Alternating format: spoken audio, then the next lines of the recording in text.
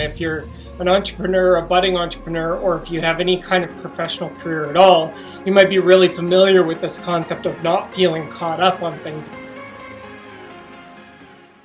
Hello team, it's me, Christopher Lawrence with ChangeMyLifeCoaching.ca, career and life coach. I wanted to talk to you today. I came in on a Saturday just to get caught up on a few things, and if you're an entrepreneur, a budding entrepreneur, or if you have any kind of professional career at all, you might be really familiar with this concept of not feeling caught up on things, and I thought this is a great opportunity to do a video and have a conversation about that. So, sometimes we just feel like we're so busy or that we're so stressed out and we never really seem caught up on things, which is kind of how I'm feeling this Saturday, this particular Saturday. And then we've got family coming into town. We had family just leave. I mean, you've been there, I'm sure, right? So I started to think about this concept of work-life balance. And I don't really feel like I believe in work-life balance because to me, work-life balance looks like this.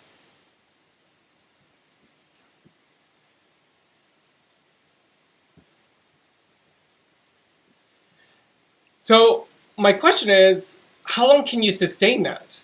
How long can you sustain balance for? And do you know anybody who's really ever achieved balance? I don't. Like, what I have met and what I experience most of the time is what I like to call work-life flow.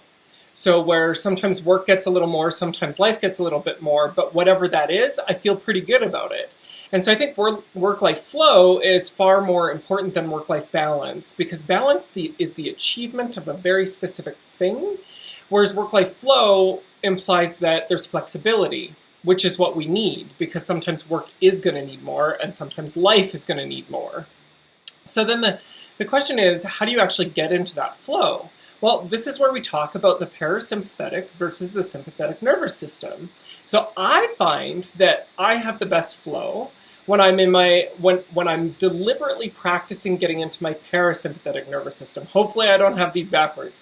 So your sympathetic nervous system is your stress response. It's when you're feeling, when you're activated, when you're busy, that kind of thing. Whereas the parasympathetic is when we're kind of in our relaxed state, that feeling that you get, feels nice, right? So the idea is that we deliberately practice going into our parasympathetic nervous state and create a habit of doing that rather than focusing on the balance of time, between work and home. So getting into our parasympathetic nervous system can be done quite easily. It can be done through meditation, going through a light walk, listening to your favorite music, anything that just kind of makes you go, ah. If you're finding that it's hard to get there, it's probably because you're used to living in your sympathetic nervous system. So what I would suggest is that you just implement little daily practices of things that are enjoyable and bring your heart rate down and get into that really relaxed state.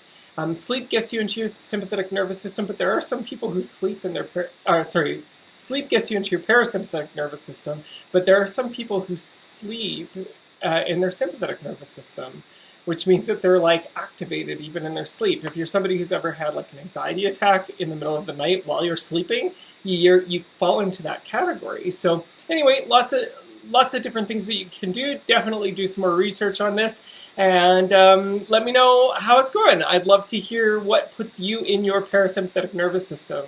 My name is Christopher Lawrence. I'm with ChangeMyLifeCoaching.ca and looking forward to hearing responses. Thank you.